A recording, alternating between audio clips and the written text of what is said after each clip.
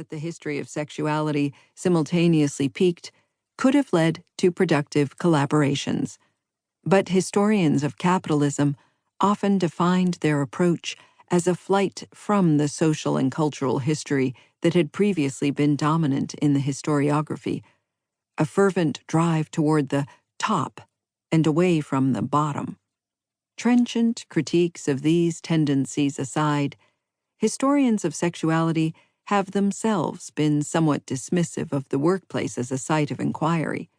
That is especially remarkable when one considers that the historian John D'Amelio, in an early well-known article in the field, hypothesized that gay identity was itself shaped by the development of capitalism. He showed how industrialization untethered queer men and women economically from family units.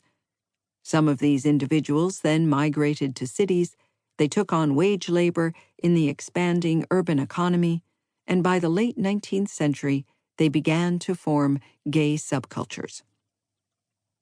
Many scholars, most notably George Chauncey in Gay New York, then documented the emergence and growth of these urban subcultures. Yet D'Amelio's original insight, while strikingly brilliant, did not lead to broader inquiry into the relationship between work and gay life more generally. A more far-reaching examination of the place of employment in the queer past seems instead to have been continuously circumscribed by a widely shared assumption that the workplace was part of the straight world, in which people passed, and that the homosexual world, as the psychologist Evelyn Hooker wrote in the mid-1960s, was largely one of leisure time and recreational activities. Historians of sexuality have followed Hooker's lead, tending to check in after 5 p.m., directing their attention to the street and the bar. As a result, we know a considerable amount about working-class cultures, but very little about the workplace itself. Because of the way that work is, in the words of one sociologist, situated in human experience, this is a gap in our historical understanding that is particularly vital to address.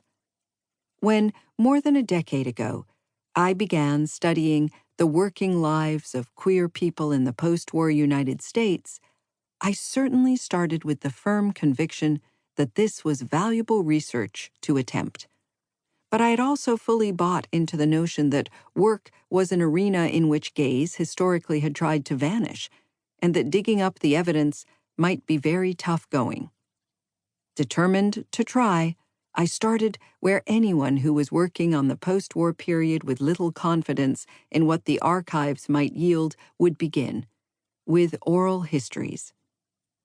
Because I thought the period before gay liberation would be especially difficult to recover, I began to look specifically for gays and lesbians born in the 1930s and 1940s who were willing to speak with me about their experiences on the job. Those working lives, which spanned the 1950s into the 1990s, map temporally onto the rise and fall of standard employment that I also assumed would be central to my story. I conducted my first interviews in 2011 and ended up doing more than 150 of them. What jumped out at me during those initial conversations was something I had not expected to hear. More often than I heard stories about elaborate ruses to conceal sexual identity at work, I heard from informants that they assumed their bosses and co-workers suspected or even knew about them.